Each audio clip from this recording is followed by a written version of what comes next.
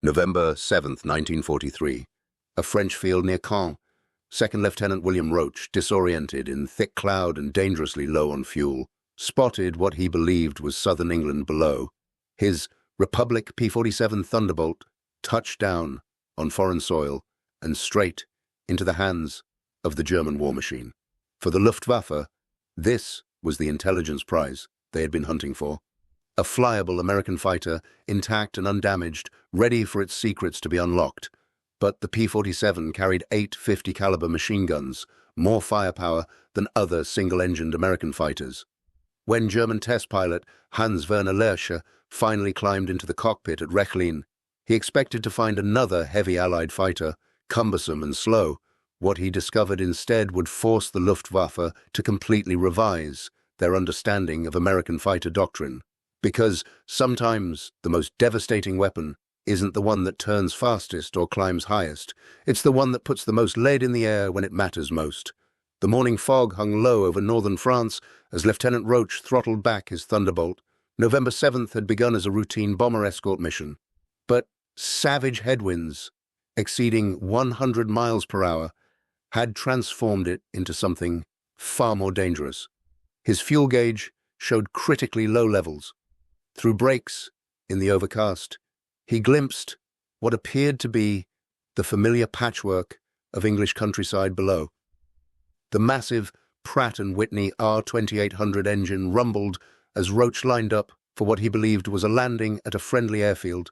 The aircraft weighed up to 8 tons when fully loaded, making it one of the heaviest fighters of the war. It settled onto the grass strip with the characteristic heavy thump of robust landing gear. Only as he rolled to a stop did the terrible realization dawn. The uniforms running toward his aircraft bore the field gray of the Wehrmacht, not the olive drab of the United States Army Air Forces.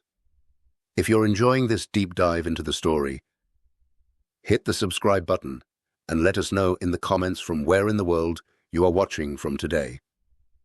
Within hours, German intelligence officers examined their prize with barely contained excitement.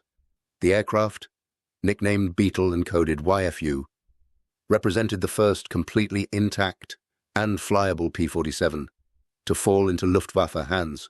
Roach had landed at the German airfield at Caen, France. The machine was quickly repainted with German markings, assigned the identification code Team LSFK, and prepared for transport to the Reich Air Ministry's primary test facility at Rechlin. Word spread rapidly through the German aviation establishment. They finally had the opportunity to understand their enemy's capabilities from the inside, to sit in the same seat as American pilots and feel what made these heavy fighters effective. For months, Luftwaffe pilots had encountered P-47s over Europe, often with frustrating results. The Americans seemed to operate with tactical advantages that German doctrine struggled to counter. Perhaps this captured machine would reveal exploitable weaknesses. At Rechlin, Hauptmann Hans-Werner Lerche received the assignment that would define his understanding of American fighter philosophy. The 30-year-old test pilot had already earned his reputation as one of Germany's most methodical evaluators of captured aircraft. He had flown over 120 different types during his career, translating raw performance data into tactical intelligence that could save German lives. His approach combined the precision of an engineer with the instincts of a combat pilot. As Lerche approached the captured Thunderbolt on November 10th, the sheer size of the American fighter struck him immediately. The P-47 dwarfed the sleek Messerschmitt Bf-109G and Focke-Wulf 190A fighters he knew intimately. The radial engine, nearly twice the displacement of typical German power plants, dominated the nose section behind a 4-bladed propeller. But it was the wings that told the real story of this machine's purpose. 8 50-caliber Browning machine guns, 4 in each wing. Lerche had evaluated Allied fighters before, but never one that carried such concentrated firepower. German fighters typically mounted 1 or 2 cannons supplemented by machine guns, requiring precise marksmanship for effective engagement. The Messerschmitt Bf-109G carried a 20mm cannon and 2 13mm machine guns. The Focke-Wulf 190 packed more punch with its combination of cannons and machine guns, but even that armament paled before what the Americans had installed in this single aircraft. The guns were staggered to allow feeding from side-by-side ammunition boxes, each with 350 rounds. Lerche performed quick calculations in his head. 2,800 rounds total. Each gun fired at approximately 800 rounds per minute. That meant this aircraft could pour a continuous stream of half-inch projectiles into a target for over 3 minutes of sustained fire. But the real devastation came from what happened when all 8 guns fired simultaneously. Combined rate of fire, over 6,000 rounds per minute, 100 rounds every second. Lerche had seen enough combat reports to understand the implication. When a P-47 opened fire, it didn't send bullets toward a target. It created a wall of metal that anything caught within simply ceased to exist. The concentration of firepower was unlike anything in the Luftwaffe inventory. Settling into the cockpit, Lerche noted the spacious interior that contrasted sharply with the cramped confines of German single-seat fighters. American designers had clearly prioritized pilot comfort for long-range missions, a luxury the resource-constrained Luftwaffe had never been able to afford. The instrument panel, while unfamiliar, displayed a logical layout that spoke to mature design thinking and operational experience. But it was the armament controls that captured his attention. The gun sight, the firing button, the ammunition counters for each wing, everything designed around the assumption that when an American pilot pulled the trigger, he would unleash devastation on a scale German pilots could only imagine. This wasn't a fighter designed for careful, measured gunnery. This was a fighter designed to saturate a target zone with so much firepower that precision became almost irrelevant. The engine started with a deep, powerful rumble that vibrated through the entire airframe. The Pratt & Whitney R2800 double Wasp 18-cylinder radial engine generated 2,000 horsepower, more power than most German fighters could produce. As Lerche taxied toward the runway, the Thunderbolt's weight became immediately apparent. Every control input required more force than he was accustomed to, and the machine's responses felt deliberate rather than instantaneous. German doctrine emphasized nimble fighters capable of tight-turning engagements at low to medium altitudes, typically between 4,000 and 6,000 meters. Based on ground handling alone, this American machine seemed to contradict everything the Luftwaffe understood about effective fighter design. It was too heavy, too cumbersome, too much aircraft for what should be a fast, agile interceptor. But Lerche had evaluated enough Allied aircraft to know that American designers didn't think like their German counterparts. They had different priorities, different tactical assumptions, different ways of approaching the fundamental problem of air combat. This machine would reveal those differences and perhaps explain why P-47s were becoming such effective weapons in Allied hands. Takeoff required a longer ground roll than any German fighter, but once airborne, the Thunderbolt climbed steadily under the power of its turbo-supercharged engine. As Lerche gained altitude, passing through 4,000 meters, then 6,000, the aircraft's character began to shift subtly. The heavy, sluggish feeling that had dominated low-altitude flight gradually gave way to something more responsive and purposeful. At 9,000 meters, cruising at approximately 640 kilometers per hour, Lerche experienced his first revelation about American fighter philosophy. The Thunderbolt was not designed for the knife-fight engagements that German pilots train for at medium altitudes. Instead, it represented a fundamentally different approach to air combat, one built around high-altitude performance, devastating diving attacks, and the ability to escort bombers across vast distances. But it was during the weapons test that Lerche truly understood what made this aircraft unique. At the Rechlin firing ranges, he lined up on a ground target and pressed the firing button. All 8 guns erupted simultaneously. The noise was catastrophic, a tearing roar that filled the cockpit despite his heavy flight helmet. But the sound was nothing compared to the effect downrange. The target, a derelict Junkers 52 transport, that had been positioned on the range simply disintegrated. In 3 seconds of fire, the P-47 had poured 500 rounds into a target zone roughly 10 meters across. The old aircraft's fuselage came apart like tissue paper, metal skin peeling away under the hammer blows of armor-piercing incendiary rounds. One wing separated completely. The tail section collapsed.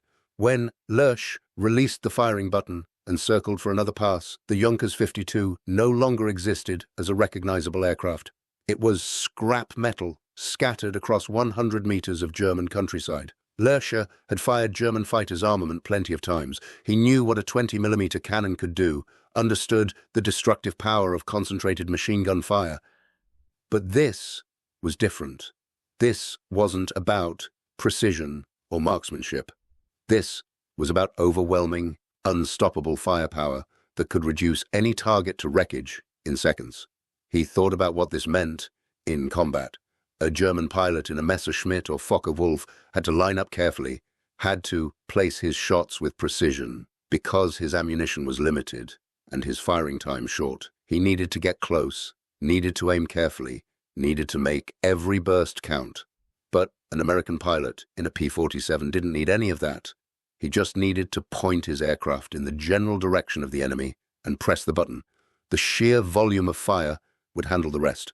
Testing the aircraft's diving characteristics, Lerche pushed the Thunderbolt into a steep descent from altitude. German fighters, while agile in turning fights, suffered from control stiffening and structural limitations in high-speed dives. The P-47, by contrast, accelerated like a guided missile, its heavy construction becoming an asset rather than a liability. The aircraft swooped downward with authority that bordered on frightening, maintaining stability and responsiveness even as the airspeed indicator climbed past speeds that would have stressed most European designs. Lerche pulled out of the dive and climbed back to altitude, his mind working through the tactical implications of what he had experienced. In a dive attack, the P-47 could build tremendous speed, line up on a target, unleash its devastating firepower, and continue through the attack with momentum that made pursuit difficult. German fighters attempting to intercept such attacks faced a terrible dilemma. They could try to follow the dive, but few could match the P-47's dive speed. They could try to climb and wait for the American to return to altitude, but the Thunderbolt's performance at high altitude made that equally problematic. And if they somehow managed to get into a firing position on a P-47, they faced another unpleasant reality. The aircraft could sustain a large amount of damage and still be able to get its pilot back to base. The massive radial engine could absorb punishment that would have destroyed a liquid-cooled German engine. The robust airframe could take hits that would have been fatal to lighter fighters. American pilots could press attacks knowing their aircraft could take damage and keep flying. But German pilots had no such luxury. A single burst from 850 caliber machine guns would reduce a Messerschmitt 109 to wreckage. The lightweight construction that gave German fighters their maneuverability became a fatal vulnerability when facing such concentrated firepower. A P-47 pilot didn't need to be particularly accurate. He just needed to get his guns pointed in the right general direction and fire. The volume of fire would do the rest. As Lerche completed his evaluation flight and returned to Rechlin, he began formulating the report that would soon circulate through Luftwaffe channels. His observations would be direct and unsparing.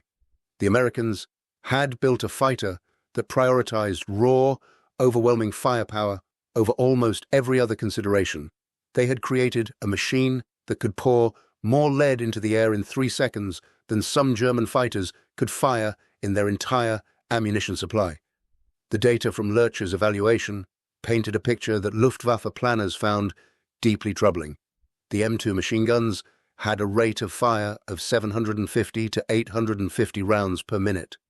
Multiply that by 8 guns, and the numbers became staggering. In practical terms, a 3-second burst from a P-47 put over 400 rounds into a target zone. A 5-second burst, well over 600 rounds. The ammunition load of 2,800 rounds meant an American pilot could fire multiple extended bursts and still have ammunition remaining for the flight home. Compare that to German fighters. A Messerschmitt Bf 109G6 carried 60 rounds for its 30mm cannon and 300 rounds for each of its 13mm machine guns. Total ammunition weight was a fraction of what the P-47 carried.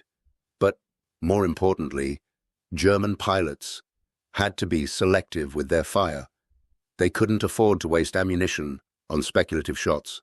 They needed to get close, line up it carefully, and fire in short controlled bursts that maximized their limited ammunition supply. American pilots in P-47s faced no such constraints. They could fire long bursts at extended range, using their volume of fire to compensate for distance and deflection. They could spray an area knowing that sheer probability would put enough rounds on target to be effective. They could maintain fire while maneuvering, while diving, while pulling out of attacks. The ammunition capacity gave them a freedom of action that German pilots could only envy. Lerche's detailed observations went beyond raw firepower statistics to encompass the broader implications of American armament philosophy. The guns were staggered to allow feeding from side-by-side ammunition boxes, a design solution that prevented jamming even during violent maneuvering. Each gun was fed by a 350-round ammunition box, ensuring balanced weight distribution and reliable feed even at high G loads. The Americans had thought through every aspect of the armament installation. They had tested it, refined it, and produced it in quantities that staggered the imagination. This wasn't a prototype or experimental system. This was production standard on every P-47 rolling off American assembly lines. And those assembly lines were producing Thunderbolts at a rate the German industry could never hope to match. By mid-November, Lerche's comprehensive evaluation had generated performance charts and tactical assessments that would soon reach frontline units through Circus Rosarius distribution networks. The special Luftwaffe unit, under the command of Hauptmann Theodor Rosarius, had been established specifically to evaluate captured Allied aircraft and translate technical intelligence into operational doctrine. The captured P-47 would become the centerpiece of an extensive training program. Rosarius himself understood the implications immediately. The Americans had developed a fighter that didn't play by European rules. It wasn't about elegance or efficiency or careful tactics. It was about raw, industrial power translated into overwhelming firepower. The P-47 embodied American military philosophy: build them tough, arm them heavily, and rely on industrial capacity to outnumber the enemy. The captured Thunderbolt, now bearing German markings T-9FK, began its transformation from intelligence prize to operational warning system. Circus Rosarius prepared the aircraft for a touring demonstration program that would bring frontline Luftwaffe pilots face-to-face with the weapon they were encountering over Europe with increasing frequency. The goal was simple: show German aviators exactly what they were up against, and perhaps develop tactics that could mitigate the P-47's overwhelming advantages. If you find this story engaging, please take a moment to subscribe and enable notifications. It helps us continue producing in-depth content like this. The first demonstration took place at a fighter base near Berlin in late November 1943. Veteran Jagdgeschwader pilots gathered around the captured American fighter, examining its construction, peering into the wing gun bays, studying the ammunition feed systems. Many had encountered P-47s in combat. Some had even claimed victories against them. But seeing the aircraft on the ground, understanding its capabilities through careful examination rather than fleeting combat glimpses, provided a different kind of education. Hauptmann Rosarius conducted the briefing himself.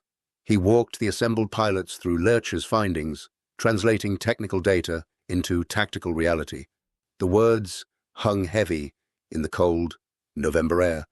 8 machine guns, 2,800 rounds, over 6,000 rounds per minute combined rate of fire.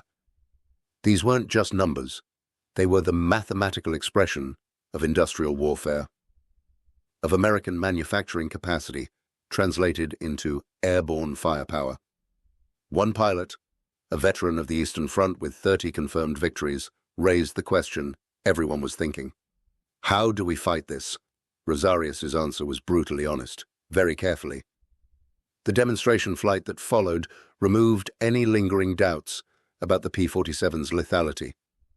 Rosarius took the Thunderbolt aloft with a German pilot flying a Fokker-Wulf 190 in a mock engagement. The scenario was simple. The FW-190 would attempt various attack profiles while the P-47 defended. Both aircraft carried cameras instead of live ammunition, recording each engagement for later analysis. The results were sobering. When the P-47 maintained altitude advantage, the FW-190 pilot struggled to establish any favorable position. The American fighter's superior high-altitude performance meant it could dictate engagement terms. When the FW-190 did manage to close within theoretical firing range, the camera footage showed that the P-47 could have brought 8 guns to bear long before the German fighter's weapons were effective. But it was the ground attack demonstration that truly impressed upon the assembled pilots what they faced. Rosarius lined up the P-47 on a practice target, a derelict Heinkel 111 bomber positioned on the range at 500 meters distance. He opened fire. The assembled pilots watched through binoculars as the old bomber literally disintegrated under the onslaught. The fuselage came apart in sections. Wings separated from the center section. The tail broke away completely. When the smoke cleared, the Heinkel 111 existed only as scattered wreckage spread across the range. The demonstration continued at bases across Germany throughout December 1943 and into early 1944. At each stop, the reaction was similar. Initial curiosity giving way to grim recognition of the challenge they faced. Experienced pilots understood immediately that this wasn't a problem they could solve through superior skill or aggressive tactics alone. The P-47's firepower represented a qualitative change in aerial warfare. At one base, a young lieutenant who had recently completed fighter training asked Lerche a question that cut to the heart of the matter. In your Bf-109, how long can you fire before your ammunition is exhausted? Lerche calculated quickly. Perhaps 20 seconds of fire spread across multiple bursts, maybe 30 seconds if I'm very conservative. The lieutenant nodded slowly. And in the P-47, Lerche's answer was devastating in its simplicity. Over 3 minutes of continuous fire, if I chose to empty all the guns. The psychological impact of this realization rippled through the Luftwaffe's fighter force. Pilots who had grown accustomed to careful ammunition management, to rationing their shots and making every burst count, now faced opponents who could simply hold down the trigger and hose an entire sector of sky with gunfire. The tactical implications were profound and deeply unsettling. German fighter doctrine had evolved around the concept of the energy fight, using altitude and speed advantages to set up brief, decisive attacks that maximized the effectiveness of limited ammunition. Pilots were trained to close within optimal range, typically between 100 and 200 meters, before opening fire. At that distance, their cannons and machine guns could inflict catastrophic damage with short bursts. But closing to that range against a P-47 meant entering the kill zone of 8 50 caliber machine guns that could open fire at much greater distance. The Americans didn't need to get close. They could open fire at 400 or even 500 meters, using volume of fire to compensate for the reduced accuracy at extended range. Even if only a fraction of rounds hit at that distance, the sheer number of projectiles meant devastating effects on the target. German pilots, attempting to close within their optimal firing range, had to run a gauntlet of concentrated fire that few aircraft could survive. Tactical manuals began incorporating revised guidance based on the captured P-47's demonstrated capabilities. The new doctrine emphasized avoiding frontal engagements at all costs.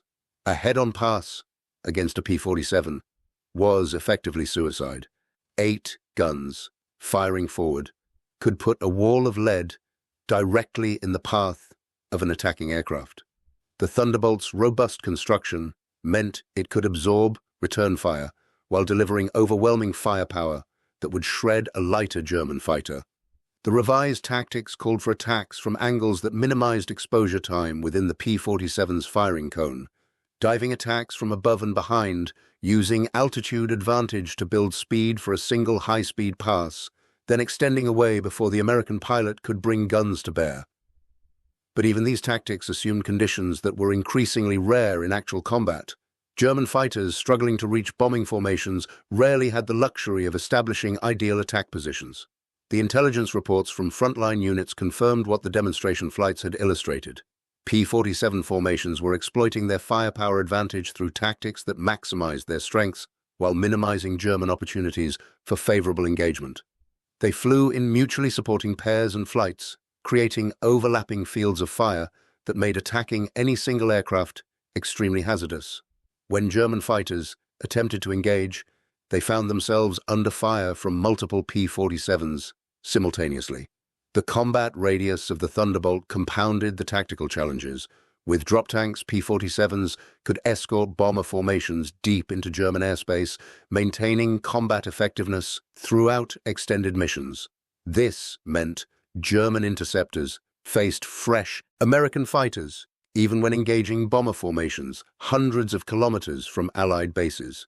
The escorts weren't depleted or low on ammunition. They were ready for combat, with full ammunition loads and fuel reserves for extended engagement. One Luftwaffe pilot's combat report from January 1944 captured the frustration of engaging P-47s, made diving attack on bomber formation from 7,000 meters altitude, was engaged by escort fighters before reaching firing position. Counted hits on my aircraft from enemy fire, 8, maybe more. Aircraft remained flyable but hydraulic system damaged, radio destroyed, aileron control sluggish, broke off attack and returned to base. I fired perhaps 50 rounds total. The American who hit me probably fired 200, maybe 300 rounds and still had ammunition remaining for the rest of his mission. The ammunition expenditure rates, reported by American pilots, confirmed German fears. After combat missions, P-47 pilots routinely returned to base with hundreds of rounds remaining in their ammunition bays. They had fired multiple extended bursts during combat, engaged multiple targets, and still had sufficient ammunition for defensive fire if jumped on the way home. This operational flexibility was something German pilots could only dream of achieving. The industrial capacity that produced such ammunition abundance was equally evident in aircraft replacement rates. Luftwaffe intelligence estimated that American factories were delivering over 8,000 P-47s during 1944 alone. German fighter production struggled to replace combat losses while the Americans were building Thunderbolts at rates that rendered individual aircraft losses strategically irrelevant. A P-47 shot down over Germany could be replaced within weeks. A veteran German pilot lost in combat might never be adequately replaced. Ground crews examining the captured aircraft discovered construction techniques and material quality that highlighted Germany's resource constraints. The ammunition feed systems used components and materials that German industry could barely obtain, much less manufacture in quantity. The gun mounts employed precision machining that required manufacturing capacity the Reich's pressed factories couldn't maintain. Even basic components like ammunition cans demonstrated quality standards that German production couldn't match under wartime conditions. The psychological burden of fighting aircraft with such overwhelming firepower advantages affected even the most experienced Luftwaffe pilots. Veterans who had achieved dozens of victories now faced an opponent whose equipment advantages were becoming decisive. Skill and experience mattered less when the enemy could simply saturate an area with so much gunfire that evasion became impossible.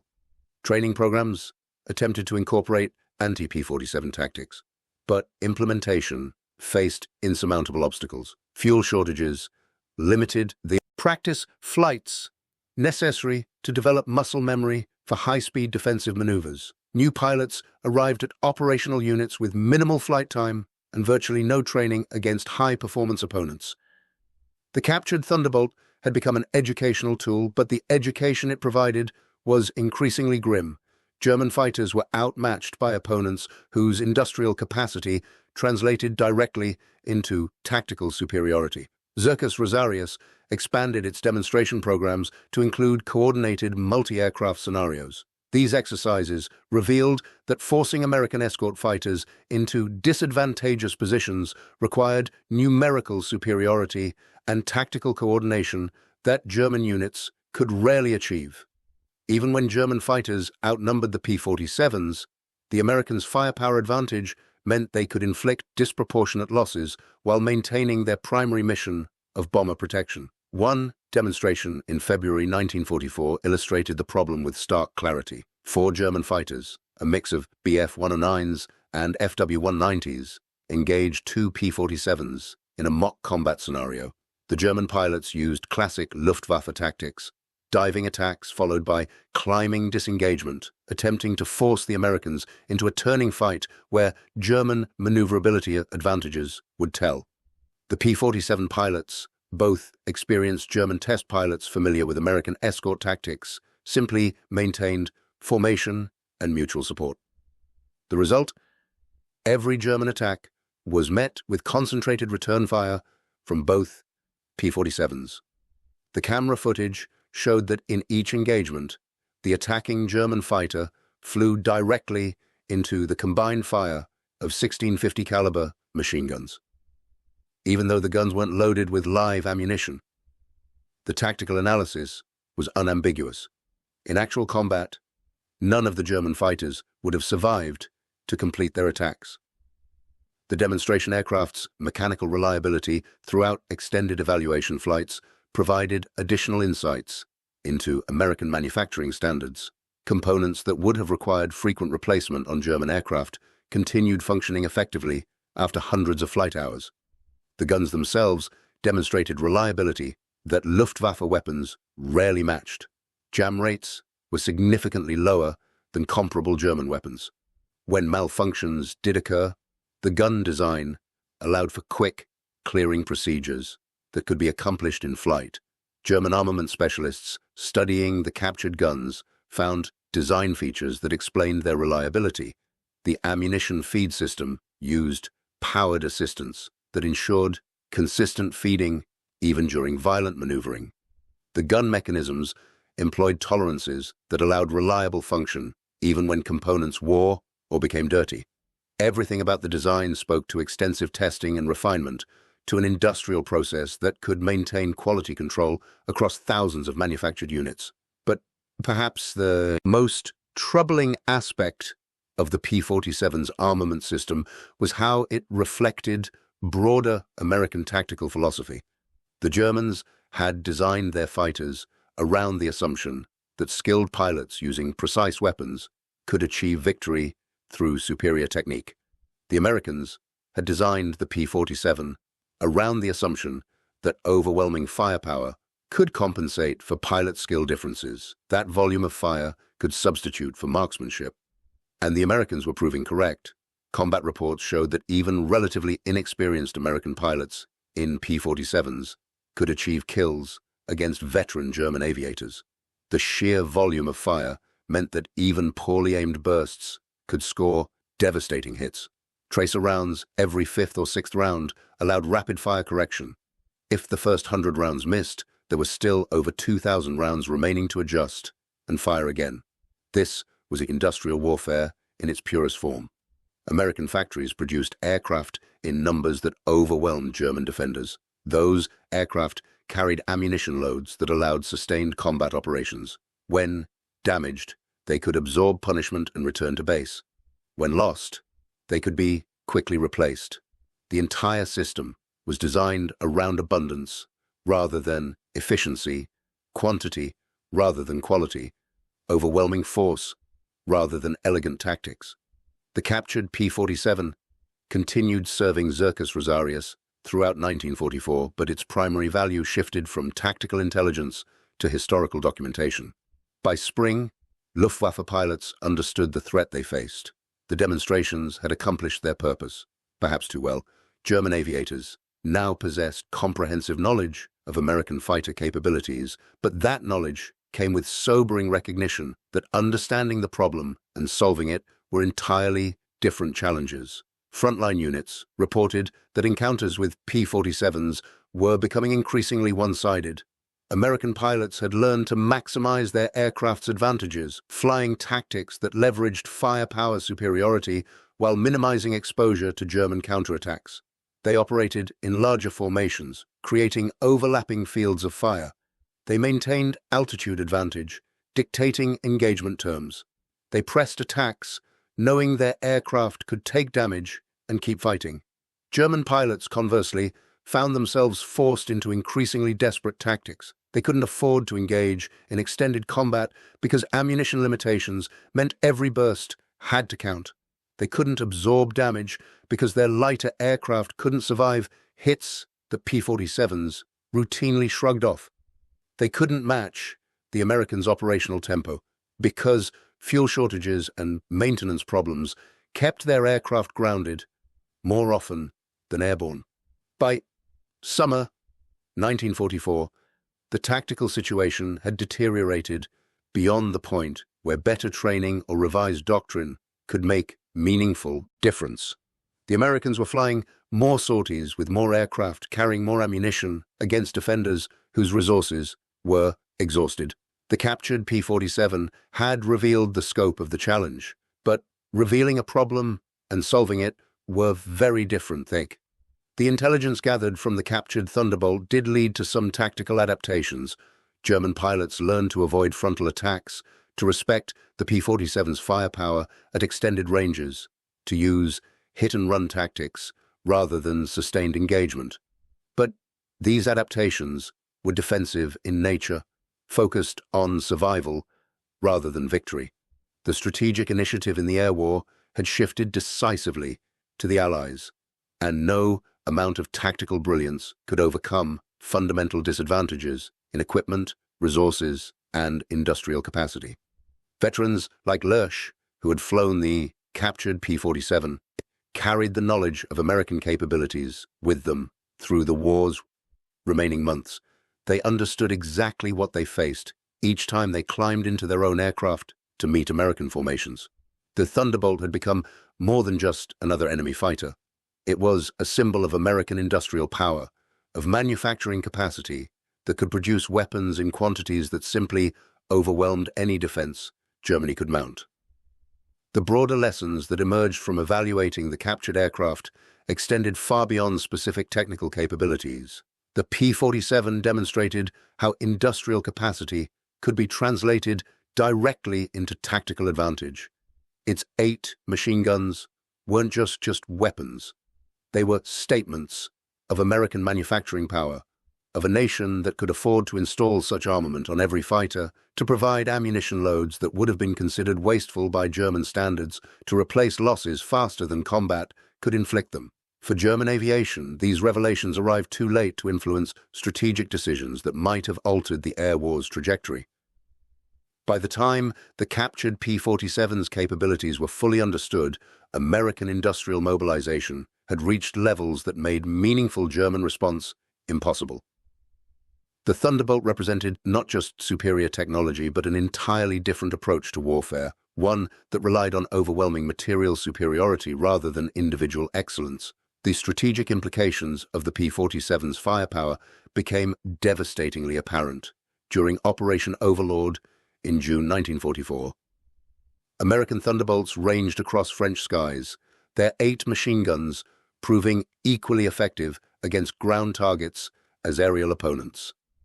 The concentrated firepower that could shred an aircraft in seconds worked just as effectively against trains, trucks, tanks, and troops. German ground forces learned to fear the distinctive silhouette of approaching P-47s almost as much as Luftwaffe pilots did. Combat reports from Normandy documented the Thunderbolt's effectiveness in the ground. Attack roll with grim statistics. By war's end, Thunderbolt pilots claimed to have destroyed 86,000 railroad cars, 9,000 locomotives, 6,000 armored fighting vehicles, and 68,000 trucks. These weren't inflated propaganda figures.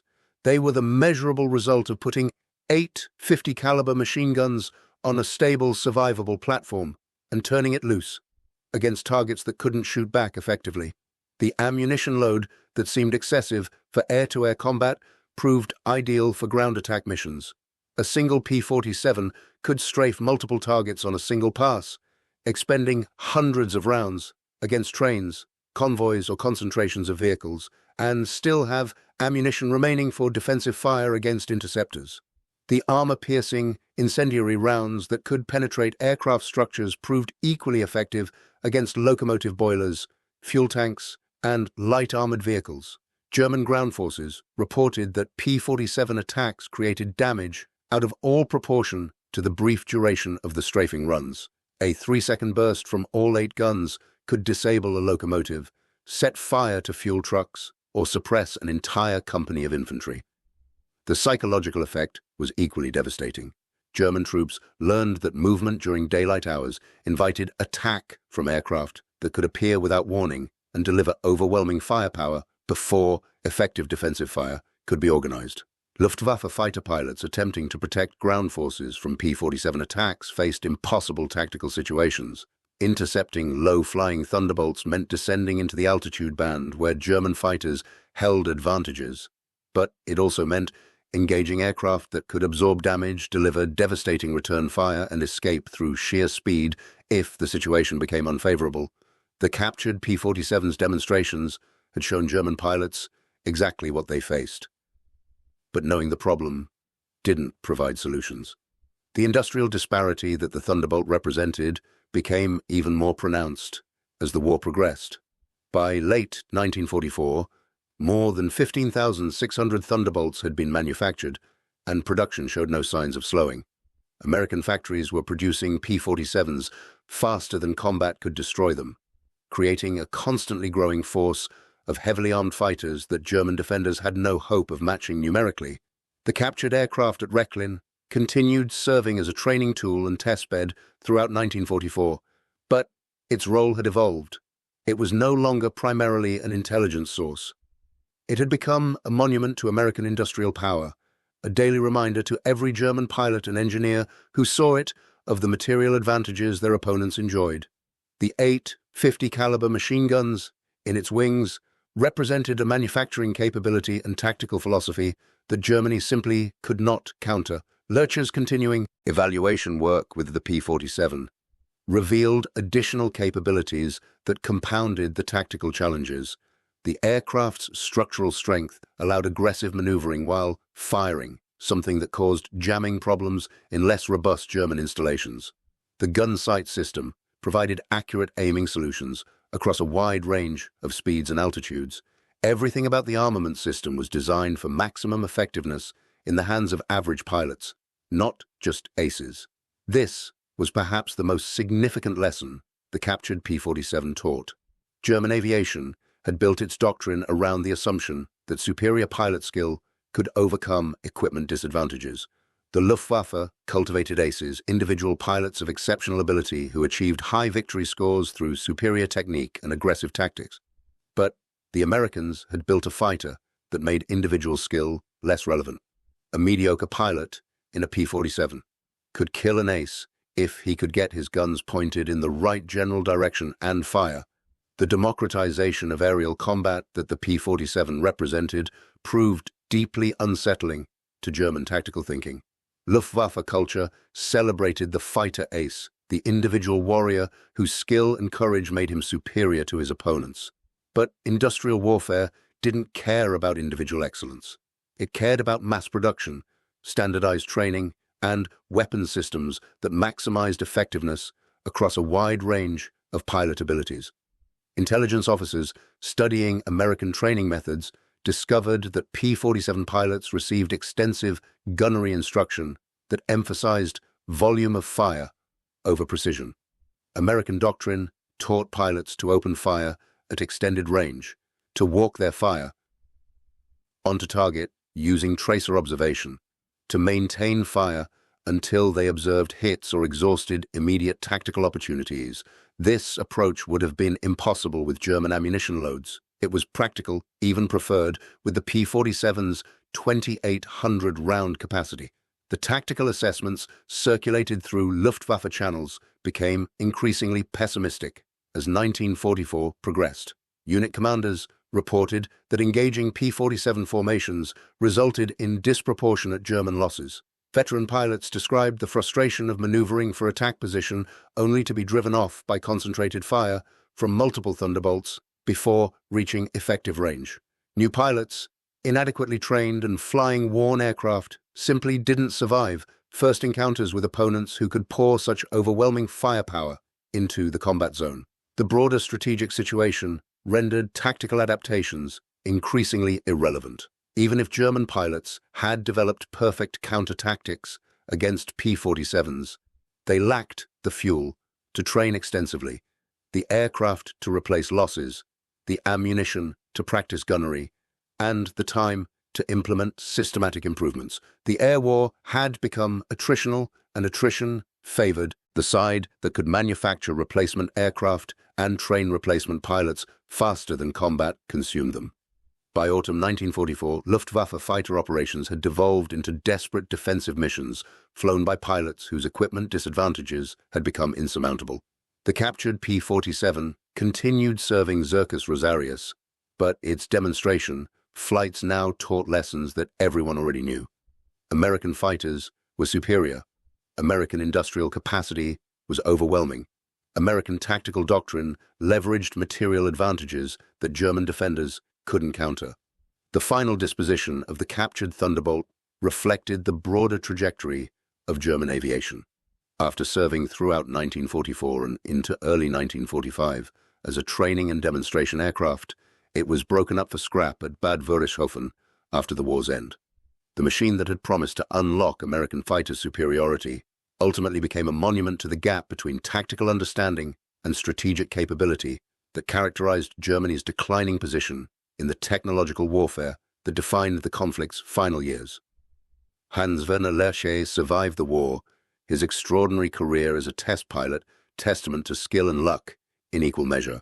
He had flown over 125 different aircraft types, including some of the most advanced and dangerous machines of the war.